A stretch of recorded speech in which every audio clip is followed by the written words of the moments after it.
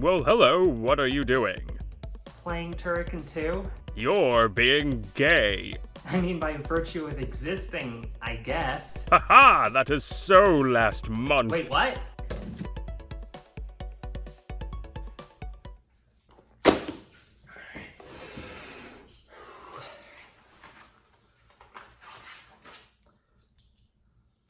Being trans is weird. You grow up in constant pain, but because the only frame of reference of human consciousness is your own, you just assume that everyone else feels the same way. Then you inevitably go through the wrong puberty and it gets so much worse that it becomes impossible to ignore. Then, after breaking through your denial, you realize what you are and it scares and confuses you. So then you come out, tell your parents so you can hopefully find a way to deal with it, only for it to backfire horribly. Then, after reaching adulthood and financial autonomy, you manage to get medical help on your own and feel better as the weight that's been on your shoulders your entire life gets lifted, only for you to develop a fear of leaving your apartment for some reason. Or that's my experience, others may vary. So yeah, it's a very strange part of the human experience, and it can also be a very lonely one. So given this, you'd think that'd be a goldmine for storytelling, but in practice, let's just say we've had varied results. Now let me ask a rhetorical question. Why do we tell stories? It's to pass on knowledge. From the cave paintings to our audiovisual landscape, and hell, even in our day-to-day lives. So in my opinion, expanding the horizons of whose voice we're hearing from is beneficial to any artistic medium. Unfortunately, in mainstream media, that tends not to be what we get. Hell, if it was, maybe we'd have more directors in Hollywood younger than 50 who have something more interesting to share than how cool the 80s were. So with that insularity, it doesn't take long to realize that a lot of trans characters are not written by trans people. Effectively, most people's first exposure to us is other people speaking for us, which, as you could imagine, is a tad bit frustrating.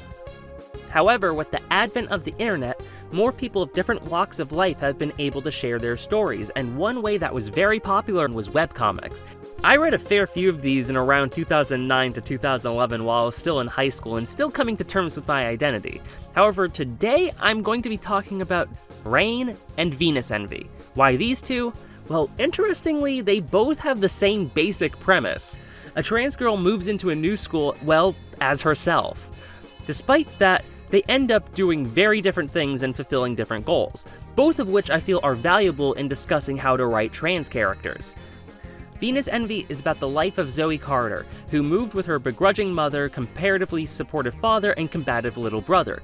Her mother isn't a big fan of her being trans, and thus has a contentious relationship with Zoe, but she ultimately wants her to live a happy and healthy life. She just wishes doing so didn't involve this gender stuff.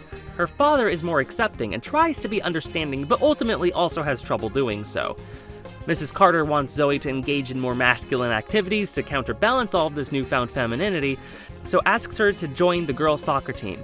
There she meets Lisa, a judgmental hothead who Zoe develops a friendship with, though not always the smoothest.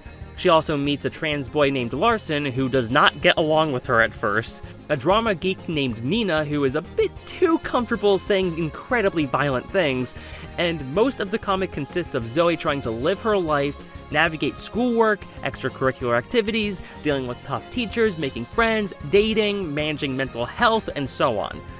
One of the things I find interesting about this comic is that the main character being trans isn't constantly the driving force behind everything.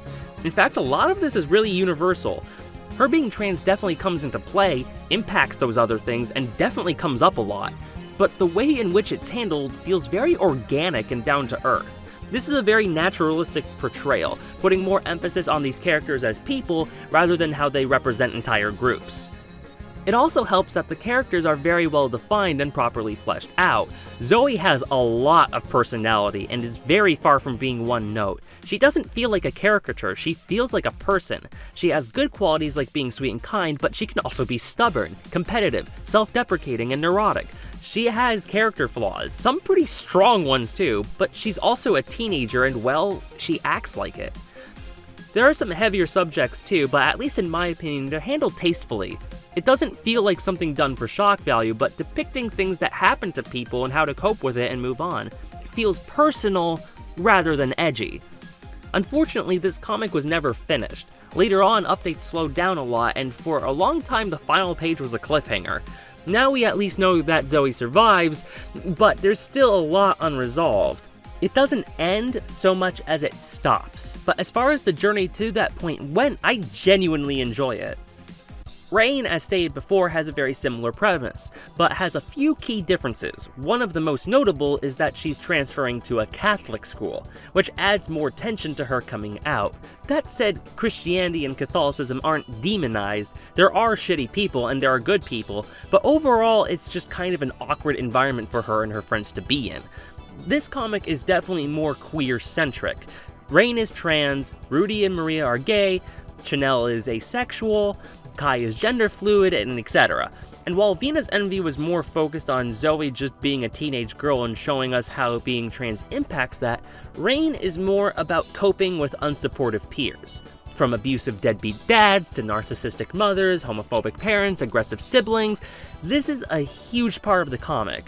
This comic is ultimately about learning to come to terms with that, getting past your own insecurities, and giving the message that yes, some people in your life might react poorly, but they can also turn around. It just has to be on their own terms. Not everyone will, but there is some hope.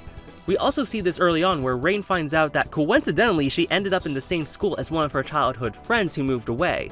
He has a hard time with it at first, but he brings her back to his place, they reminisce on their childhood memories, they discuss why Rain feels this way, and then they play one of their favorite childhood games together, and they end up on better footing.